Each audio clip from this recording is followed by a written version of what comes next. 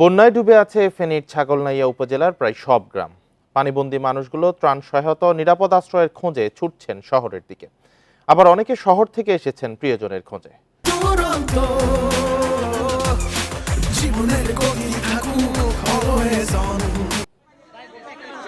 যতদূর চোখ যায় কেবল পানি, আর সেই পানি পার হয়ে বানভাসী মানুষের স্রোত শহরের দিকে। দুর্ভোগ থেকে কিছুটা মুক্তির চেষ্টা। স্মরণকালের ভয়াবহ বন্যায় ছাগলনাইয়া উপজেলার দুর্গত এলাকার মানুষজন 4 দিন ধরে পানিবন্দী। ঘরবাড়ি সব পানিতে ডুবে আছে। যারা সুযোগ পাচ্ছেন মাইলের পর মাইল হেঁটে ছুটছেন শহরের দিকে। মিরসরাইয়ের করের হাট হয়ে আশ্রয়ের খোঁজে ছুটছেন তারা।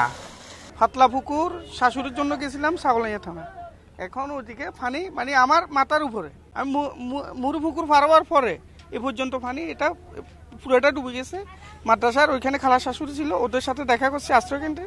ওদের সাথে দেখা করে শাশুড়ির জন্য যাইতেছিলাম, কিন্তু যাইতে পারিনি।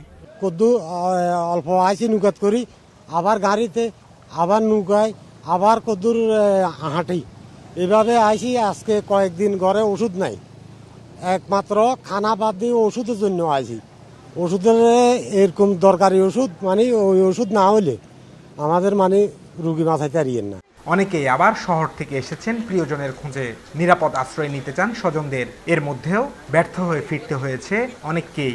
মানুষের যে অবস্থা খুবই খারাপ। বিগত 50 বছরে কিন্তু এরকম পানি এখানে উঠে নাই, যতটুকু আমরা মুরব্বীদের থেকে শুনছি আর কি। আর এখানে এখন পর্যন্ত মানে কোনো ত্রাণ সামগ্রী কিন্তু পাচ্ছি না, কেউ পাই নাই। যতগুলো মানুষ আছে সবাই কিন্তু নিজের আত্মীয় স্বজনের বাড়িতে আশ্রয় নিছে। ছাগলনাইয়া পৌরসভার ভিতরে ছিলাম, উপজেলার সামনে ছিলাম। আমি যেখানে ছিলাম সেখানে পানি ছিল না। তারপরে মানে আপনার যাতায়াতের ব্যবস্থার কারণে আটকে গেছে, অসুস্থ বাচ্চা, সেজন্য এখন বাড়িতে যাচ্ছি আর কি। ফেনীতে প্রায় 1 লাখ মানুষ পানিবন্দী। বন্যায় ক্ষতিগ্রস্ত 4 লাখের বেশি। Abdullah Rakib, independent news, Chittagong.